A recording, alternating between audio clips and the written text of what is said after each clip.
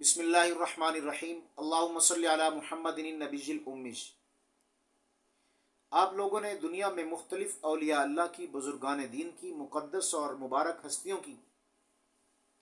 وصیتیں بھی سنی ہوں گی اور اولیاء اللہ کو وصیت کرتے ہوئے دیکھا بھی ہوگا، لیکن آج میں آپ کو ایک ایسے صحابی رسول کی وصیت سنانے چلا ہوں کہ جن کی وصیت سن کر انشاءاللہ العزیز یقیناً آپ کے ایمان میں حلاوت اور تازگی پیدا ہوگی، اور یہ بھی بتاؤں گا کہ وہ صحابی رسول کون تھے، یعنی ان کا نام نامی اسم گرامی کیا تھا۔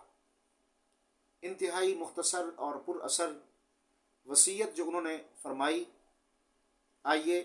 اس وصیت کی طرف چلتے ہیں کہ ان صحابی رسول نے کیا وصیت فرمائی۔ فرماتے صحابی رسول کہ جب میں عالم دنیا سے عالم برزخ منتقل ہونے لگوں، میری وفات ہو جائے،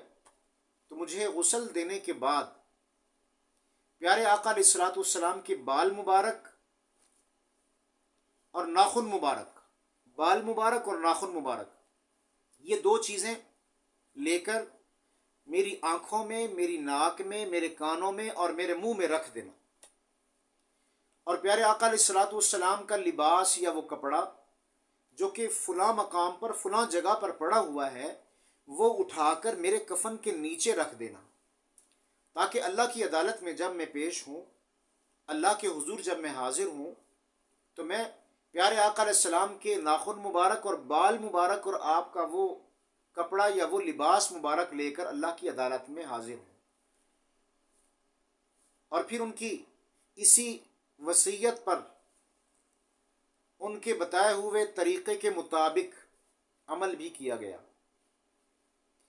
صحابی رسول کون تھے؟ صحابی رسول کا نام نامی اسم گرامی حضرت سیدنا امیر معاویہ رضی اللہ تعالیٰ عنہ ہیں،